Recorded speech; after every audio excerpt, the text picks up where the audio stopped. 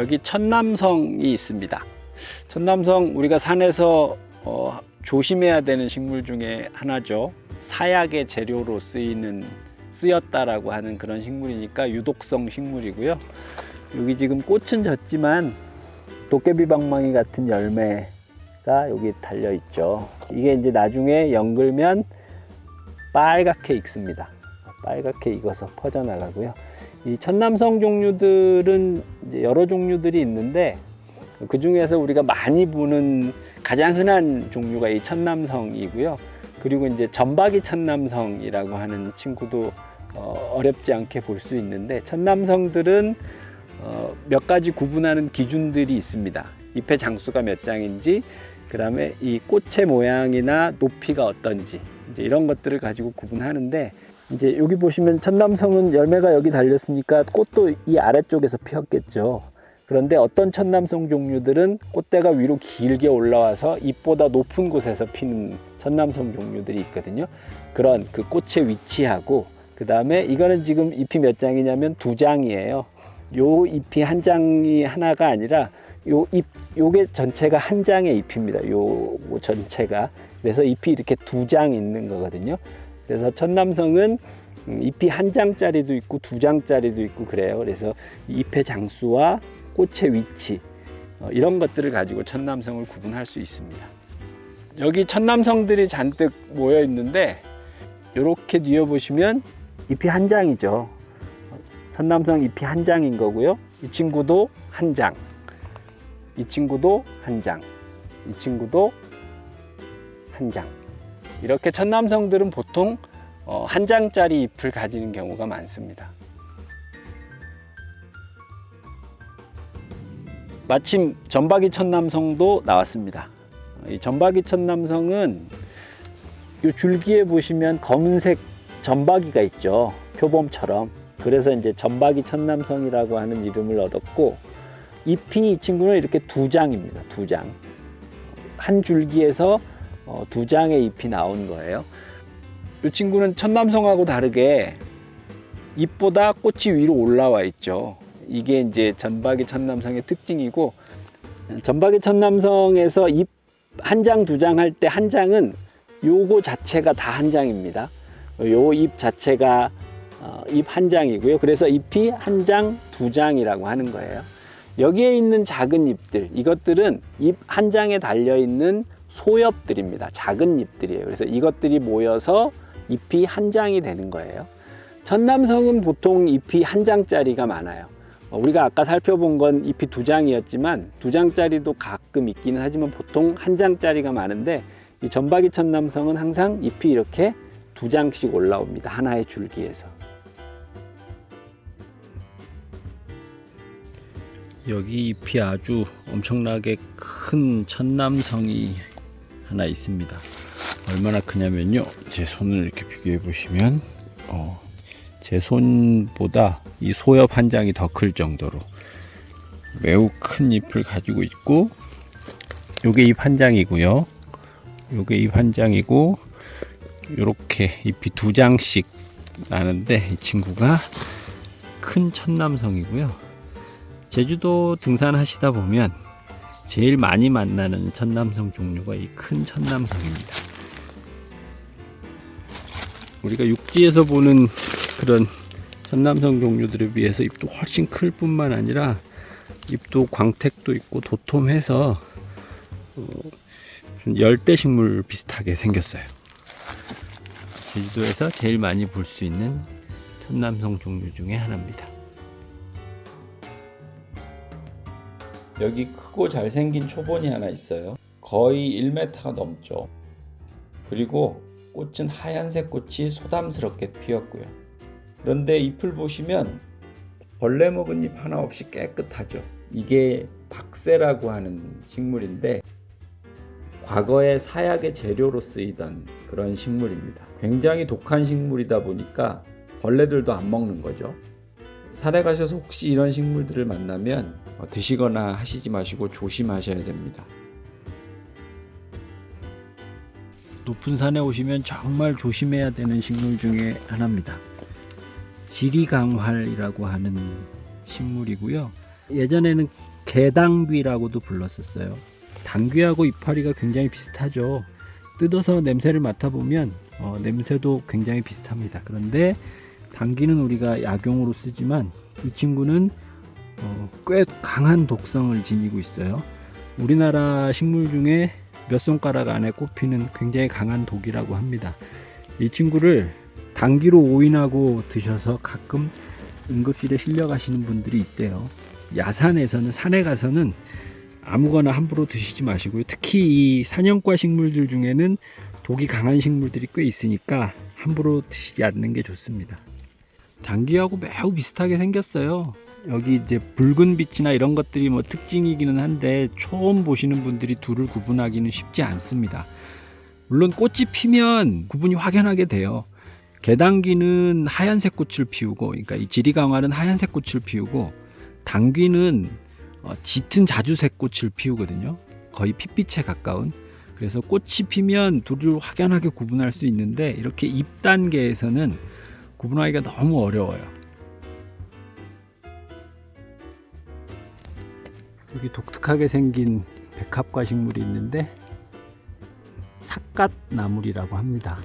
잎이나 꽃이나 이런 부분들이 꼭 삿갓을 쓰고 있는 모습 같다라고 해서 삿갓나물이라고 하고요. 백합과인데 이 친구도 독을 품고 있습니다. 아주 강한 독은 아니지만. 그런데 이름이 나물인 거 보면 예전 우리 선조들은 이 친구를 다스릴 줄 알았던 것 같아요.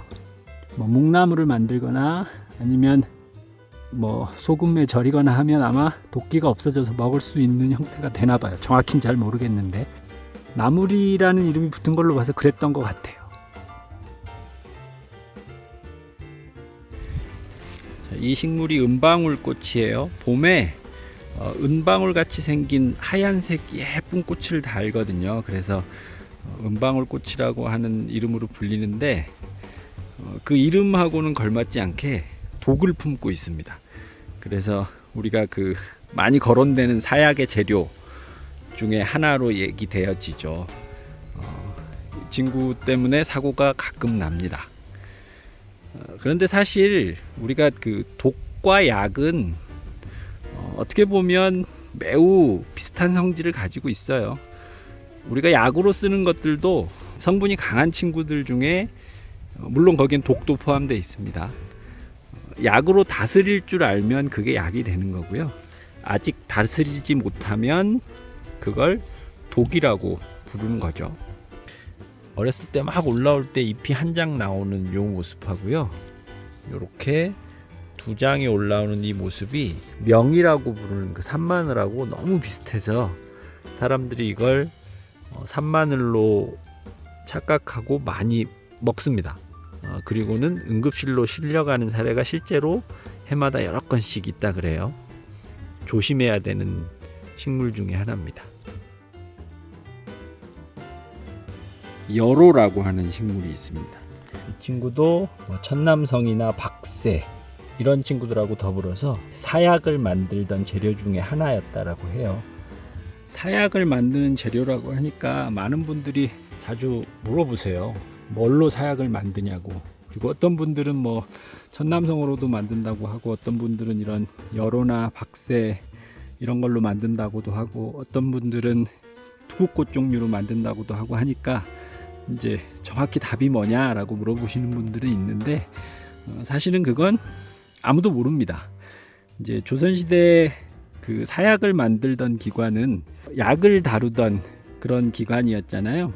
내의원이라고 하는 그 드라마 허준 같은 데서 많이 나오죠. 내의원이라고 하는 그 의료기관, 그 당시에 국가 최고의 의료기관에서 사약을 만들었는데 극비였습니다.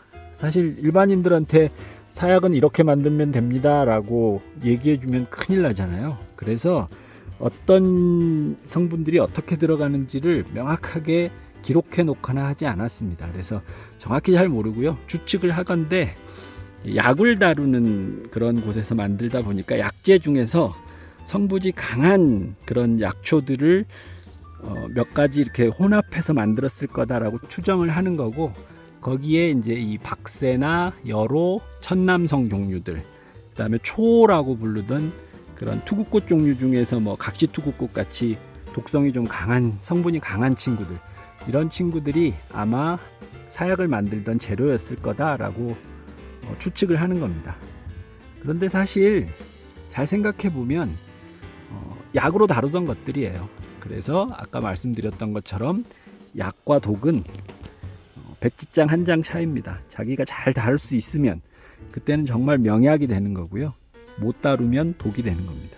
여로는 종류가 여러 종류들이 있는데 여기 보시면 이제 꽃의 색깔을 보고 구분을 해요. 얘는 진한 갈색이죠. 첫 꽃 색깔이 하얀색이냐 아니면 초록색이냐 이런 거를 보고 흰 여로, 푸른 여로 이런 이름들로 구분을 합니다. 여기 흰 여로가 나타났네요. 잎 생긴 거나 화사나 이런 것들은 우리가 여로하고 똑같은 걸 확인할 수 있는데 꽃을 한번 보시면 꽃 색깔이 하얀색에 가깝죠. 이 친구를 흰 여로라고 합니다. 지금은 시간이 조금 지나서 녹색빛을 좀 띠고 있는 거고요. 꽃이 막 피었을 때는 밝은 하얀색에 가깝습니다. 여기 다른 종류의 여로가 있습니다. 우리가 일반적으로 보는 여로는 진한 자줏빛 꽃을 보게 되는데 이 친구는 보시면 녹색 꽃이죠. 그래서 이런 여로를 푸른 여로라고 합니다. 이 식물은 쐐기풀 종류 중에 가는잎 쐐기풀이라고 하는 쐐기풀인데 지금 꽃이 잔뜩 폈죠. 그런데 이 쐐기풀 종류들은 만지면 여기 가시에 독이 들어있는데 그 독이 우리 피부 안으로 들어가서 굉장히 따갑습니다. 오랫동안 그 통증이 지속되거든요. 그래서 산에 가서 이런 식물들이 있으면 가급적이면 옆으로 안 가는 게 좋고요. 우리나라에는 이렇게 잎이 가는 종류도 있고 그 다음에 잎이 좀 작아서 애기 쐐기풀이라고 하는 그런 종류도 있고 잎이 큰 쐐기풀이라고 해서 큰 쐐기풀이라고 하는 종류도 있고 이 중간중간에 주화가 달리는 그래서 혹이 달린다라고 해서 혹쐐기풀 이렇게 한 4종류 정도가 있고요. 정작 쐐기풀은 국내에는 없는 걸로 그렇게 알려져 있습니다. 여기 보시면 작은 가시가 보이시죠? 줄기에. 이 가시가 줄기에만 있는 게 아니라 잎에도 있거든요. 잎 앞뒷면에도 있어서 만지면 그 가시가 피부에 박히면서 툭 부러져서 독이 피부 안으로 들어가는 겁니다. 조심하셔야 돼요. 정말 아픕니다.